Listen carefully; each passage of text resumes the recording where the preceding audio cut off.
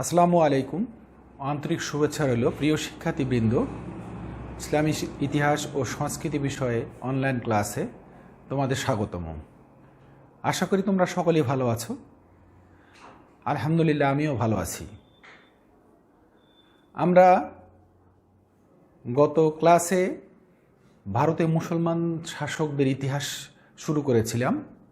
সেখানে আমরা মুহাম্মদ বিন কাসিম কর্তৃক 712 খ্রিস্টাব্দে সিন্ধু বিজয়ে আলোচনা করেছি এবং এই ক্লাসে সুলতান মাহমুদের ভারত অভিযান বিষয়ে আলোচনা করার কথা। আজ আমরা আলোচনা করব সুলতান মাহমুদের ভারত অভিযান।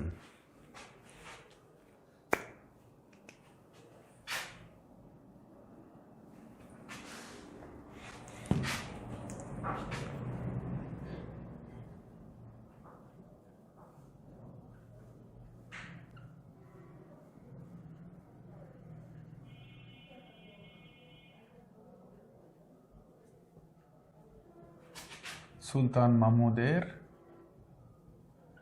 ভারত অভিযান।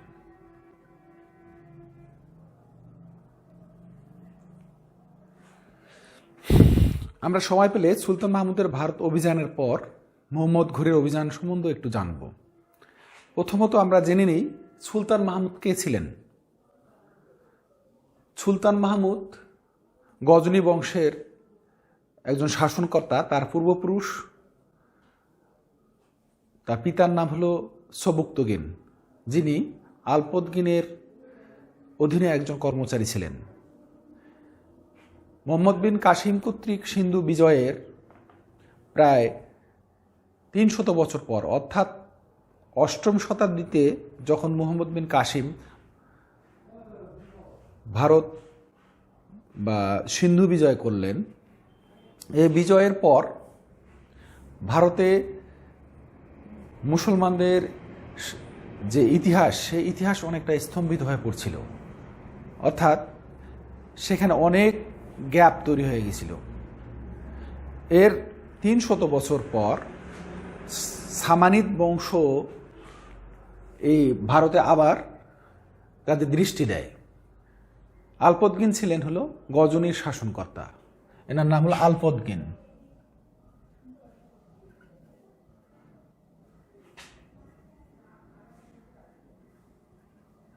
আলপতগিন এনার অধীনে চাকরি করতেন।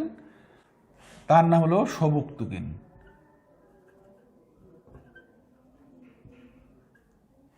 কেউ কেউ বলে থাকেন যে আলপতগিনের জামাতা হলেন সবুক্তগিন। যাই হোক, সবুক্তগিন সুলতান মাহমুদের পিতা। এনার পুত্র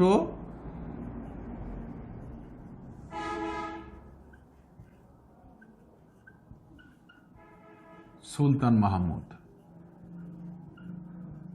এই সবুক্তগিন 977 খ্রিস্টাব্দ থেকে 997 খ্রিস্টাব্দ পর্যন্ত রাজ্য শাসন করছিলেন। সবুক্তগিনের আমলেই ওনার তীব্র আকাঙ্ক্ষা ছিল ভারতের দিকে বা ভারতের শাসক হওয়ার, ভারতের রাজ্য বিস্তার করার। এই লক্ষ্যে উনি পাঞ্জাবের তখনকার দিনের শাসনকর্তা জয়পালের রাজ্যের দিকে নজর দেন এবং জয়পালের সঙ্গে তার একটা যুদ্ধ হয়। সেই যুদ্ধে জয়পাল যখন হেরে যান, পাঞ্জাবের শাসনকর্তা, পাঞ্জাবের শাসনকর্তা, এনার নাম হলো জয়পাল।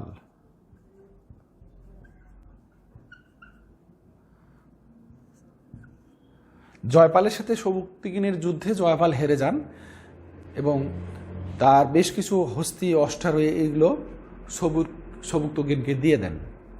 দেওয়ার পর তখনকার মতো জয়পাল সে যাত্রায় বেঁচে যান এবং সেখানকার রাজ্য তিনি শাসন করতেই থাকেন।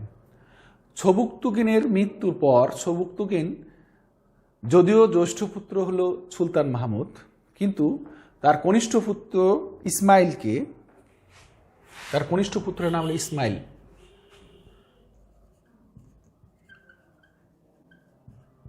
ইসমাইল ইনি হলেন জ্যেষ্ঠ পুত্র।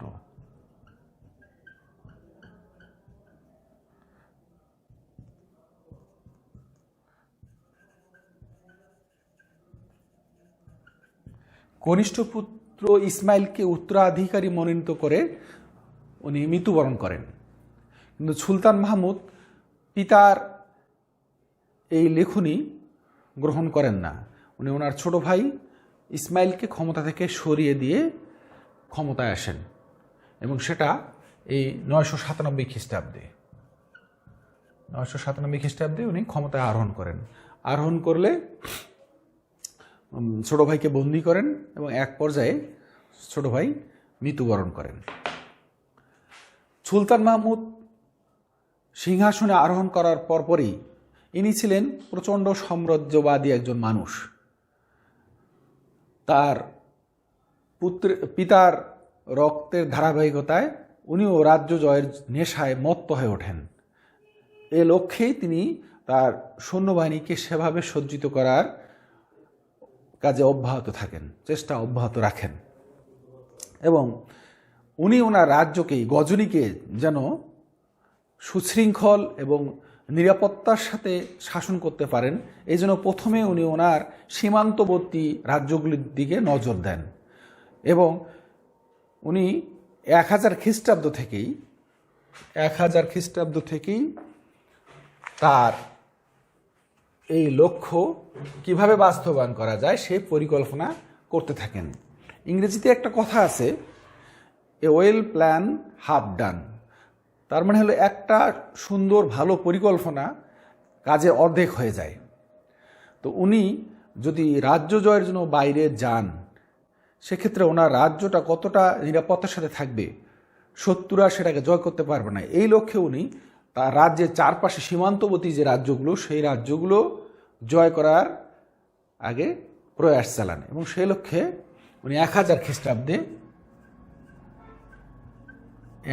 খ্রিস্টাব্দে তার প্রথম অভিযানটি চালান। আমরা জানি যে সুলতান মাহমুদ 1000 খ্রিস্টাব্দ থেকে 1027 খ্রিস্টাব্দ পর্যন্ত তার সীমান্তবর্তী এবং ভারতে মোট 17টি অভিযান পরিচালনা করেছিলেন। 17টি অভিযান প্রেরণ করেছিলেন এবং প্রত্যেকটি অভিযানে তিনি বিজয় লাভ করছিলেন। তো এই অভিযানগুলো সুলতান মাহমুদকে একজন দিগ্বিজয়ী বীর, একজন সমর নেতা হিসেবে ইতিহাসে পরিচয় করে দিয়েছে। সুলতান মাহমুদের যে দ্বিতীয় অভিযান, আমরা সুলতান মাহমুদের 17টি অভিযান প্রত্যেকটি আলোচনা করব না, এই কারণে যে এটা আলোচনা করতে গেলে অনলাইনে কয়েকটা ক্লাস লেগে যাবে। আমরা তার বিশেষ বিশেষ যে অভিযানগুলো সে সম্বন্ধে একটু দৃষ্টি দেব। তো তার দ্বিতীয় অভিযানটি 1001 খ্রিস্টাব্দে, এটা হলো জয়পালের বিরুদ্ধে অভিযান, যেটি তার পিতা সবুকতকিন চালিয়েছিলেন। আমি আরেকটু বলে রাখি, সেটা হলো সুলতান মাহমুদ যে 17টি অভিযান চালিয়েছিলেন, কোনো রাজা বিরুদ্ধে, একই ব্যক্তির বিরুদ্ধে 2 থেকে 3 বার তাকে অভিযান চালাতে হয়েছিল। এ কারণে যে কোথাও জয় করে যাওয়ার পর তার সাথে যখন চুক্তি হয়ে যায়, পরাজিত শক্তির চুক্তি হয়ে যাওয়ার পর, সে চলে যাওয়ার পর দেখা যাচ্ছে যে সে পরাজিত শক্তি আবার তার চুক্তি থেকে সরে এসে পূর্বের ন্যায় আচরণ শুরু করছিল। ফলে যেমন জয়পাল, তার পুত্র সুখপাল, তার পুত্র আনন্দপাল, এরা পাঞ্জাবের শাসনকর্তা, এখানে তাকে কমপক্ষে 3 থেকে 4টি অভিযান প্রেরণ করতে হয়েছিল। যেমন দাউদের বিরুদ্ধে যে অভিযান, সেই দাউদের বিরুদ্ধে অভিযান তাকে 2 বার অভিযান চালাতে হয়েছিল। এভাবে একই জায়গায় উনি 2 থেকে 3 বার অভিযান চালানোর কারণেই তার এই 17টি অভিযানের মধ্যে বিভিন্ন বিভিন্ন স্থানগুলি কমতে থাকে। তাহলে আমরা 1001 খ্রিস্টাব্দে জয়পালের বিরুদ্ধে তার আরেকটি অভিযান লক্ষ্য করি। এই জয়পালের বিরুদ্ধে অভিযান করে উনি যুদ্ধে জয়পালকে পরাজিত করেন, জয়পালের পৌত্র এবং সবাইকে বন্দী করেন, এবং বেশ মোটা অঙ্কের বিনিময়ে তার রাজ্যটা করদ রাজ্য হিসাবে আবার জয়পালকে দিয়ে দেন। এরপর উনি তার যে তৃতীয় অভিযান, সে তৃতীয় অভিযান উনি প্রেরণ করে হলো বিজয় পালের বিরুদ্ধে। হ্যাঁ, বিজয় পালের বিরুদ্ধে অভিযান চালিয়েও তিনি সেখানে জয় লাভ করেন এবং জয় লাভ করার পর সেখান থেকে যে ধন সম্পদ সে সম্পদগুলো ভারতে নিয়ে যান। আমি এই অভিযানগুলো প্রেরণের আগে আরেকটু কথা বলে নিতে চাই। কোনো ঐতিহাসিক বলেন যে তিনি যে 17 বার ভারতে অভিযান চালিয়েছিলেন, রাজ্যগুলো জয় করেছিলেন, সে কোনো রাজ্যেই বা কোনো অংশই তিনি তার গজনীর অংশের অংশীভূত করেন নাই, মানে তার রাজ্যের অংশে অংশীভূত করেন নাই। এ কারণে যে কারণগুলো ঐতিহাসিকরা চিহ্নিত করেছেন, এই কারণগুলো আমরা একটু জেনে নিই। প্রধানত ঐতিহাসিকবিদরা বলেছেন যে শুধুমাত্র অর্থনৈতিক কারণে তিনি এই ভারতে অভিযানগুলো চালিয়েছিলেন। কারো মতে তিনি ধর্মীয় কারণে এই অভিযানগুলো পরিচালনা করেছিলেন, কারো মতে তিনি রাজ্য বিস্তারের জন্য এই অভিযানগুলো চালিয়েছিলেন। কিন্তু আমরা যদি লক্ষ্য করি, এই 17টি অভিযান যে জায়গাগুলো তিনি প্রেরণ করছিলেন, সেই জায়গাগুলোতে উনি শুধুমাত্র সেই জায়গার ধন সম্পদ, মণিমুক্তা, স্বর্ণমুদ্রা, বিভিন্ন ধরনের মূল্যবান পদার্থ, পাথর, এগুলো সংগ্রহ করেছেন। সেখানে স্থায়ীভাবে তিনি শাসন কায়েম করেন নাই। এজন্য কিছু কিছু ঐতিহাসিকের কথার সত্যতা আছে যে শুধুমাত্র অর্থনৈতিক উদ্দেশ্যেই সুলতান মাহমুদ এই 17 বার ভারতে অভিযান চালিয়েছিলেন। ধর্মীয় উদ্দেশ্যের কথা যদি কোনো ঐতিহাসিক বলে থাকেন, তো ধর্মীয় উদ্দেশ্যের কথা খুব বেশি যুক্তিযুক্ত হবে না। এই কারণে তিনি যদিও একজন মুসলমান ছিলেন, ভারতে উনি যখন অভিযান প্রেরণ করেছিলেন, জোর করে কাউকে মুসলমান বানাবেন বা ধর্ম প্রচারের উদ্দেশ্যে উনি সেখানে মসজিদ বা অন্য কোনো ধর্ম প্রচারের জন্য যে মাধ্যমগুলো, মক্তব, শিক্ষা সংস্কৃতি যে ব্যাপকতা, সেগুলো কিন্তু কখনো তিনি সেগুলো তৈরি করেন নাই। এজন্য ধর্মীয় উদ্দেশ্যটা এখানে তার প্রবল ছিল না বা প্রকট ছিল না বলে অনেক ঐতিহাসিক মন্তব্য করেন। রাজনৈতিক ইচ্ছার কথা বা উদ্দেশ্যের কথা যদি আসে, তাহলে বলবো আমরা যে তার যদি রাজ্য বিস্তারের চিন্তা থাকতো, তাহলে এই ভারতকে উনি গজনীর অংশ বিশেষ করে নিতেন। যে রাজ্যগুলো তিনি অভিযান চালিয়েছেন, পাঞ্জাব, মুলতান, আজমির, দিল্লি, এরকম অনেক রাজ্যে, সে রাজ্যগুলো শুধুমাত্র পাঞ্জাব ছাড়া কোনো রাজ্যকেই তিনি গজনীর অংশভূত করেন নাই। এই কারণে আমরা নির্দ্বিধায় বলতে পারি যে সুলতান মাহমুদ ভারতে যে 17 বার অভিযান চালিয়েছিলেন, এই 17 বার অভিযানের উনি শুধুমাত্র অর্থনৈতিক উদ্দেশ্য সাধনের জন্যই অভিযানগুলো চালিয়েছিলেন। আমরা তার যে বিশেষ অভিযানগুলো আমি আগে বলছিলাম, সেই বিশেষ অভিযানের কিছু কিছু অভিযানের কথা একটু আলোচনা করব। সেটা হলো তার 7ম যে অভিযান, এই 7ম অভিযানে উনি প্রেরণ করেছিলেন নাগরকোট এবং মুলতানে।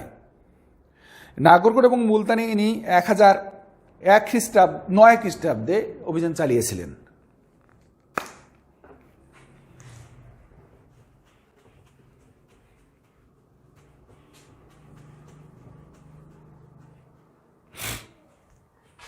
এটা হলো 7ম অভিযান।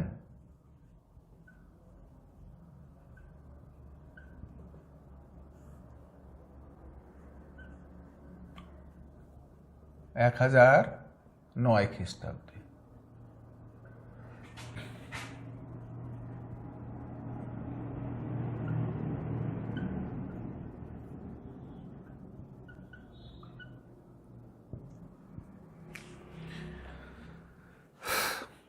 আমি আগেই বলেছি যে 1009 খ্রিস্টাব্দে সুলতান মাহমুদ নাগরকোট দুর্গ অধিকার করেন।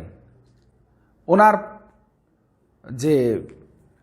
যার মাধ্যমে, যে দূতের মাধ্যমে উনি খবরগুলো সংগ্রহ করছিলেন, তার লক্ষ্য উদ্দেশ্য যে অর্থনৈতিক উদ্দেশ্য, এইটা আমরা এই কারণে বলবো, সেই দূতরা কিন্তু কোন কোন জায়গায় দুর্গগুলো আছে এবং মন্দিরগুলো আছে। কারণ গোটা ভারতে, আমি গত ক্লাসে বলছিলাম যে ভারত প্রধানত হিন্দু সংখ্যাগরিষ্ঠ এলাকা ছিল। হিন্দুরা তাদের পূজা অর্চনা মন্দিরে সংগঠিত করত এবং মন্দির সবচেয়ে নিরাপদ স্থান মনে করে মন্দিরে তারা তাদের ধন সম্পদগুলো গচ্ছিত রাখত, কেউ কেউ মসজিদে দান করে দিত। হ্যাঁ, এ কারণে সবচেয়ে ধনভাণ্ডার মনে করা হয় এই মন্দিরগুলোকে। তো উনি এই 1009 খ্রিস্টাব্দে নাগরকোট যখন দুর্গ অধিকার করেন, সেই দুর্গে এত পরিমাণ ঐশ্বর্য উনি পেয়েছিলেন যেটা তিনি নিজেও কল্পনা করতে পারেননি। আর এই বিপুল পরিমাণ অর্থ সম্পদ পাওয়ার ফলে তার অর্থনৈতিক লিপ্সা এত বেড়ে যায় যে একটু সম্পদ বা ধনের প্রয়োজন হলেই উনি ভারতে অভিযান চালিয়েছিলেন। তো নাগরকোটে আমরা দেখি যে কেউ কেউ বলে যে ইনি এখান থেকে 7 লক্ষ স্বর্ণ মুদ্রা 7 লক্ষ স্বর্ণ মুদ্রা 200 মণ পাকা সোনা, প্রায় 700 মণ কাঁচা সোনা ও রূপা এবং 1000 মণ রৌপ্য, কারো মতে 2000, কারো মতে 1000 মণ রৌপ্য এখান থেকে নিয়ে যান। এত বিশাল পরিমাণ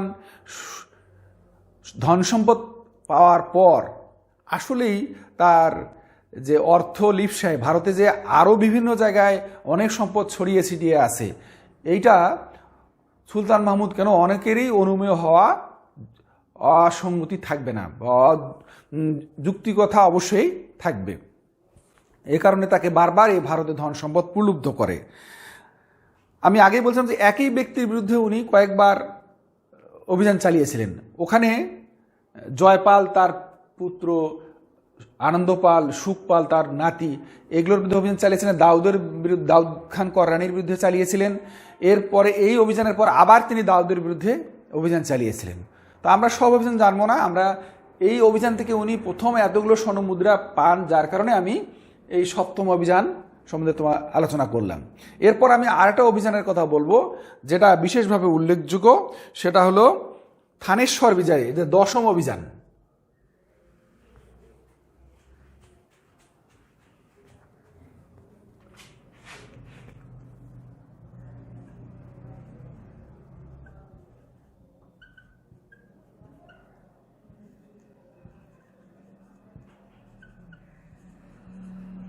থানেশ্বর বিজয় এটি 1014 খ্রিস্টাব্দে। তাহলে আমরা জানলাম যে এই থানেশ্বর অভিযান হলো সুলতান মাহমুদের 10ম অভিযান। থানেশ্বর অভিযান সম্বন্ধে বলতে গেলে বলা যাবে যে থানেশ্বর যে মন্দির ছিল, সেই মন্দিরে হিন্দুরা অত্যন্ত পবিত্র জায়গা মনে করে এবং এই মন্দিরে এত পরিমাণ ধন সম্পদ তারা গচ্ছিত রেখেছিলেন এবং সেখানে একটি বিগ্রহ ছিল, রৌপ্য বিগ্রহ, গোলাকার আকৃতি বিগ্রহ, রৌপ্য বিগ্রহ। এটা হিন্দুরা একটা পবিত্র চিহ্ন মনে করে এবং অত্যন্ত সুনিপুণভাবে সেটাকে তৈরি করে এক মন্দিরের দুর্গের মতো তৈরি করে সেখানে এটা রাখে। তো এটার নাম দিয়েছিল চক্রস্বামী, চক্রস্বামী বিগ্রহ। সুলতান মাহমুদ যখন থানেশ্বর অভিযান চালান এবং এখান থেকে চক্রস্বামী বিগ্রহ নিয়ে যান, তখন হিন্দুদের মনে একটা বিশ্বাস ঢুকে যায় যে আমরা আর যতটা নিরাপদ আমাদেরকে মনে করেছিলাম ততটা নিরাপদ আমরা নই। কারণ আমাদের যত কিছু ধন সম্পদ আছে আমরা মন্দিরে রেখে নিজেকে শঙ্কামুক্ত রাখি, কিন্তু এখন তো দেখছি যে সুলতান মাহমুদ আমাদের গোটা ভারত থেকে সম্পদগুলো আছে সেই সম্পদগুলো লুণ্ঠন করে নিয়ে যাবে এবং এক পর্যায়ে আমরা শূন্য হাতেই ভারতে থেকে যাব। যার কারণে তারা আরও ধীরে ধীরে নিজের যে শক্তি সামর্থ্য আছে সেই শক্তি সামর্থ্য দিয়ে তাদের নিরাপত্তা আরও বাড়ানোর চেষ্টা করছিল। আমি আরেকটি অভিযানের কথা বলবো, 11তম অভিযান, সেটা হলো কাশ্মীর অভিযান।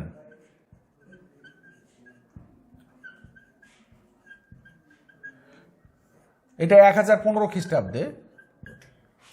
কাশ্মীর অভিযান খুব বেশি ফলপ্রসূ হয়নি এই কারণে যে কাশ্মীরের যে ভৌগোলিক অবস্থান এবং আবহাওয়াজনিত কারণে কাশ্মীর অভিযানে সুলতান মাহমুদ সুবিধা করতে পারেননি, এবং সেখানে যেই বৈরী আবহাওয়ার কারণে তার সৈন্যরা খুব অসুস্থ হয়ে যায়, সামনের দিকে বেশি এগোতে পারে না, ফলে তাকে সেখান থেকেই এটার জবনিকা পাত টেনে কাশ্মীর অভিযান থেকে ফেরত আসতে হয়।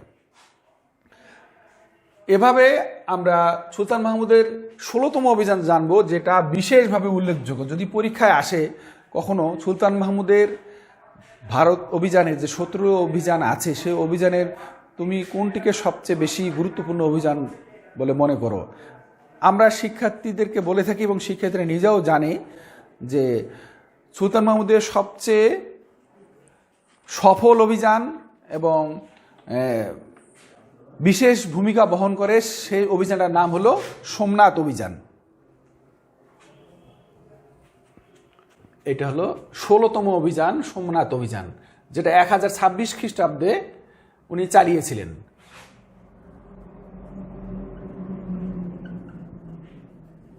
সোমনাথ অভিযান এটা হলো 16তম, এটা 1026 খ্রিস্টাব্দে।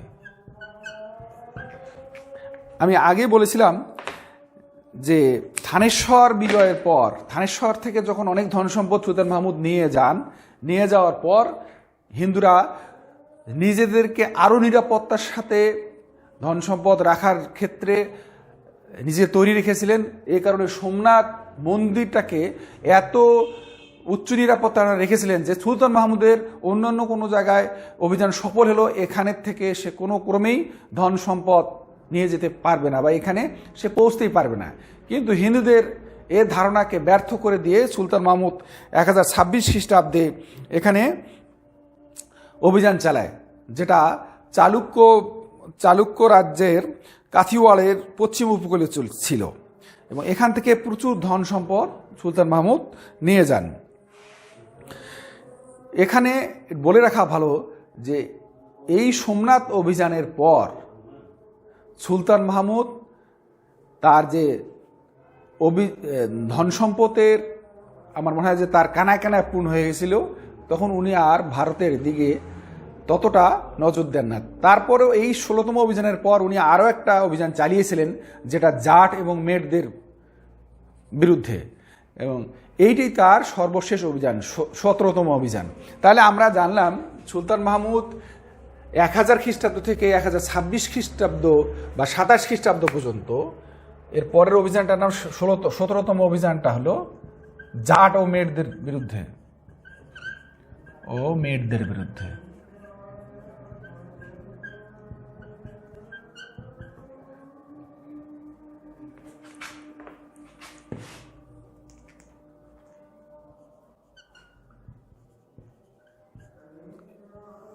এইটি সর্বশেষ অভিযান, 1027 খ্রিস্টাব্দে। এবং এই অভিযানের মধ্য দিয়ে সুলতান মাহমুদ ভারতে তার 17তম সফল অভিযান সমাপ্ত করেন, এবং এখান থেকে তিনি যে সম্পদগুলো গজনীতে নিয়ে যান, গজনীকে তখনকার দিনের একটা চাকচিক্যময় জমকালো রাজধানী হিসেবে তৈরি করেন। অনেক ইতিহাসবেত্তা বলেছেন যে উনি সেখানে একটি নয়ন অভিরাম মসজিদ নির্মাণ করেছিলেন, যে মসজিদটা অনেকে জান্নাতাবাদ বলেও আখ্যায়িত করেন। তার যে নিপুণ কারুকার্য, স্থাপত্য শৈলী, এগুলো সবগুলি তখনকার দিনে পারস্য এরকম মসজিদ বা ধর্মীয় উপাসনায় খুব কম ছিল বলে অনেক ঐতিহাসিক বেত্তা মনে করেন। যাক, আজকে আমরা সুলতান মাহমুদের অভিযানগুলো বিশেষ অভিযান সম্বন্ধে জানলাম। সুলতান মাহমুদ ভারতে অভিযান চালিয়ে সম্পদ আহরণ করলেও সেখানে স্থায়ীভাবে রাজ্য অংশ তৈরি করেননি। তো উনি 1027 খ্রিস্টাব্দে তার সর্বশেষ অভিযান পরিচালনা করার পর অল্প দিন বেঁচে ছিলেন। 1030 খ্রিস্টাব্দে সুলতান মাহমুদ মৃত্যুবরণ করেন। তার মৃত্যুবরণ করার পর তার দুই পুত্র মাসুদ এবং মুহাম্মদ উনি রেখে গিয়েছিলেন। উনি মুহাম্মদকে উত্তরাধিকারী করে একটি খসড়া তৈরি করে গেছিলেন, কিন্তু মাসুদ এটাকে মেনে নেননি। ফলে দুই ভাইয়ের মধ্যে একটা প্রচণ্ড সংঘর্ষ হয় এবং মাসুদ মুহাম্মদকে কারাবন্দি করেন।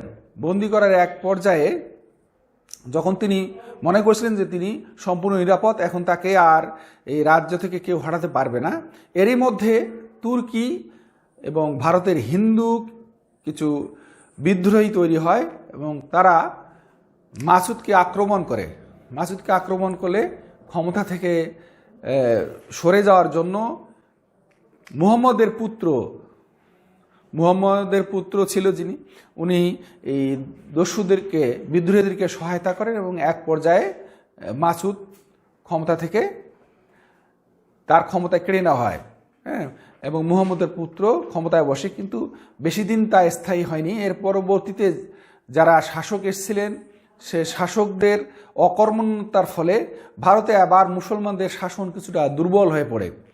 এভাবে চলতে চলতে 1186 খ্রিস্টাব্দের দিকে মুহাম্মদ ঘুরি, উনিও গজনীর অধিবাসী, মোহাম্মদ ঘুরি, যেটা হলো ঘোর রাজ্য ছিল, যে আফগান এক পর্বতের পাশে ঘোর রাজ্য, সেই ঘোর রাজ্যের গিয়াসউদ্দিন ঘুরির ভ্রাতা হলো মুহাম্মদ ঘুরি। তিনি ভারতের দিকে নজর দেওয়ার জন্য ইচ্ছা প্রকাশ করেন এবং মোহাম্মদ ঘুরি ভারতে আসে, পাঞ্জাব রাজ্যে এবং দিল্লি, আজমির এই রাজ্যগুলোর দিকে নজর দেন। আমি আগেই বলছিলাম, যদি সময় পাই আমরা মুহাম্মদ ঘুরির সম্বন্ধে একটু আলোচনা করব। এই মুহাম্মদ ঘুরির পূর্ব নাম হলো মুহাম্মদ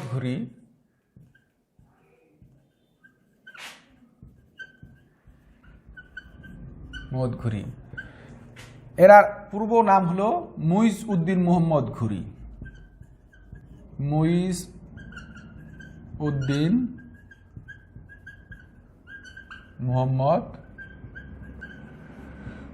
ইনি ভ্রাতা গিয়াসউদ্দিনের অধীনে চাকুরি করেন এবং বিভিন্ন রাজ্য জয়ে তিনি ভাইকে সহায়তা করেন।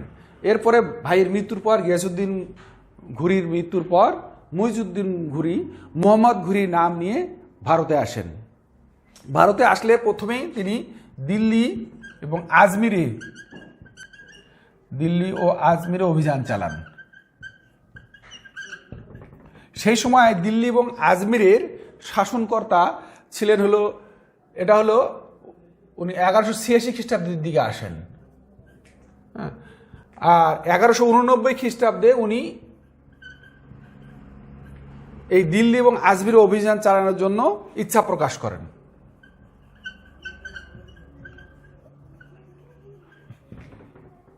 সেই সময় এখানকার শাসনকর্তা ছিল চৌহান বংশের শাসনকর্তা পৃথ্বীরাজ, বংশটা ছিল চৌহান বংশের রাজা পৃথ্বীরাজ চৌহান।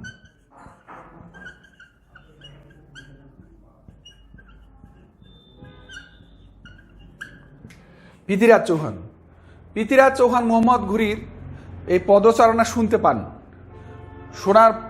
শোনার পর উনি দিল্লি, আজমির এবং পার্শ্ববর্তী যে রাজ্যগুলো ছিল, কনৌজ, এই রাজ্যের অন্যান্য রাজাদেরকে নিয়ে একটা সংগঠন তৈরি করেন, কনফেডারেন্সি তৈরি করেন মুহাম্মদ ঘুরিকে মোকাবিলার জন্য। এবং সেই লক্ষ্যে 1191 খ্রিস্টাব্দে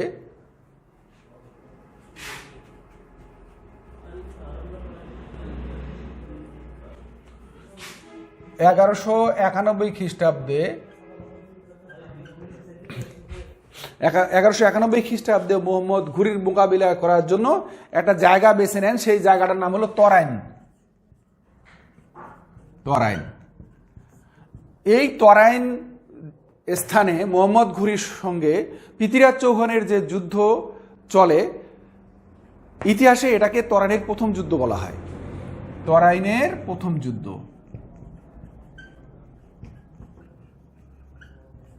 প্রথম যুদ্ধ বলা হয়।